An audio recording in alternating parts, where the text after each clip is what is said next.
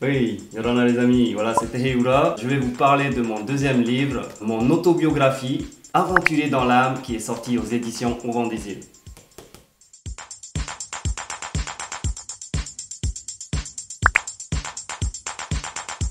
Dès mon retour de ma dernière aventure Koh Lanta, j'ai eu cette envie de pouvoir partager et écrire en fait un peu mon histoire. J'avais déjà eu l'envie à l'époque, mais je me suis dit qu'il n'y avait pas assez de matière pour. Et là aujourd'hui, l'envie a été vraiment forte et en discutant avec mon épouse, on s'est dit oui, ok, on est prêt à sortir une autobiographie. Ouf là là, quelques anecdotes. Mon arrivée en France, j'avais 20 ans, je suis descendu de l'avion en plein mois de septembre et j'étais en tang, en savate. En savate, en short à fleurs et juste un sweat. Je peux vous dire qu'à Paris au mois de septembre, ça caille.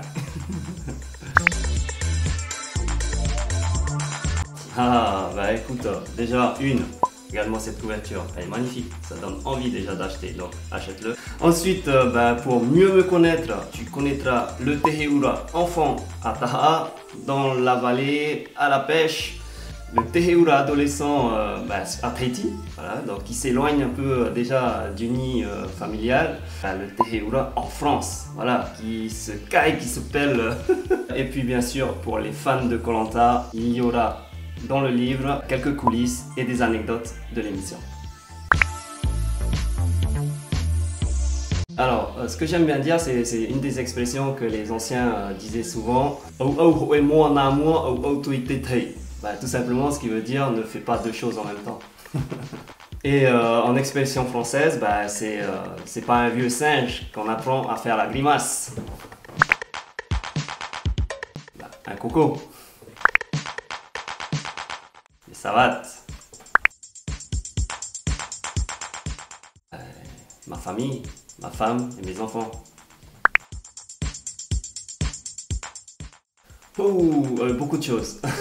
Mais ce qui me manque le plus, c'est sans aucun doute ma séance de pêche. Je vous mentirais si je disais le contraire.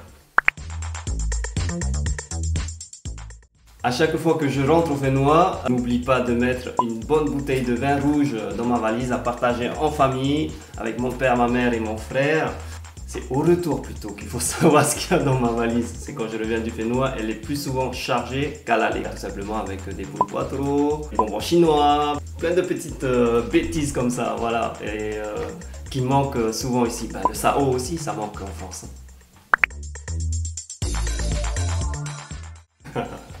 Ouais, c'est vrai que j'ai quelques tatouages, j'en ai pas énormément, j'en ai 3. J'en ai un au tibia, à l'épaule et puis à la cuisse à gauche.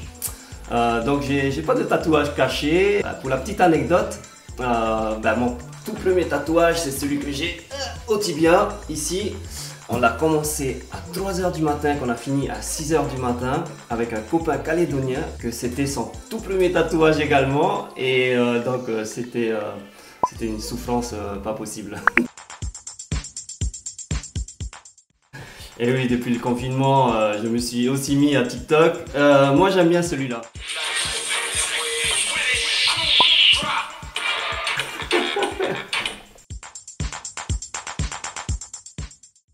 Ouais, c'est vrai que ça fait quoi? Ça fait 4 saisons, ça fait beaucoup de choses à dire. Ce qui me reste souvent en mémoire, c'est l'appel final pour me dire Heura, prépare ton sac, tu pars avec nous à l'aventure. Et là, à ce moment-là, j'ai sauté en l'air, j'ai tapé ma tête sous la hotte parce que j'étais en train de cuisiner au restaurant. Mentalement, pas forcément. Je pense que quand on s'inscrit à Koh Lanta, c'est que psychologiquement, mentalement, on est déjà prêt. Physiquement, je pense qu'il n'y a pas vraiment de préparation à faire du sport régulièrement tous les jours. Et puis, voilà. C'est pas facile ça. Il y en a énormément. Je peux citer Grégoire, Freddy, Claude et puis dernièrement Sam, tout simplement pour leur côté sportif, compétiteur et surtout un mental d'acier juste énorme. Pour le moment, je dirais que c'est terminé, hein. Maintenant, bah, dans la vie, on ne sait jamais ce qui peut se passer. Et en tout cas, ce que je peux dire, c'est que bah, comme la deuxième, comme la troisième et même la quatrième saison, quand on me propose, c'est vraiment difficile de dire non. Zéro télé-réalité. Non, tout ça, c'est pas pour moi. Moi, ce que j'aime bien, c'est comme Fort Boyard, Ninja Warrior, donc là où il y a de la compétition. Puis là, dernièrement, on vient de faire un tournage au District Z qui sera diffusé bientôt sur TF1. Et pourquoi pas mettre en avant le Holy Tahiti hein, dans Danse avec les stars. Quand j'ai vraiment pas le temps de cuisiner, eh ben, je sors le punu patro, petits oignons, petits pois et du riz chaud. Ah ben, au Manatoa, c'est le poisson cru à la thaïsienne, hein. Donc c'est le plat signature du Manatoa d'ailleurs. Ah, ici, les tripes et choucroute. Ouais, j'ai beaucoup suivi son parcours et je me suis aussi un peu inspiré de sa cuisine. C'est le chef Lignac, Cyril Lignac, parce qu'il a une cuisine simple et gourmand. J'adore ce chef et j'aimerais bien le rencontrer un jour. Je sais pas trop si c'est un talent caché, mais j'adore le Holy Tahiti, j'adore le Paoti, tout ça. D'ailleurs, l'année prochaine, je devrais, si tout se passe bien, participer au Heiwa International à Tuata. Avec plaisir. Hop, coulez-les.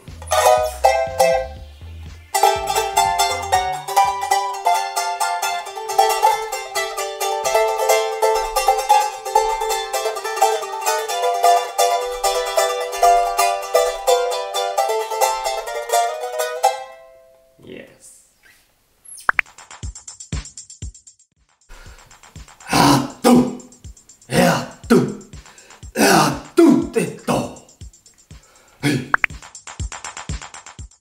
Je voulais juste te dire, toi qui me suis depuis le début, un grand merci pour ton soutien, tes encouragements qui me touchent énormément. Et puis surtout, n'oublie pas d'aller acheter le livre, c'est bientôt. Allez, encore un grand merci, bisous. Hey, maruru ya awe, o te turumai ya au, te whaituitumai ya au I toi tau mo arur a kolanta e hey, e moe, are o puta.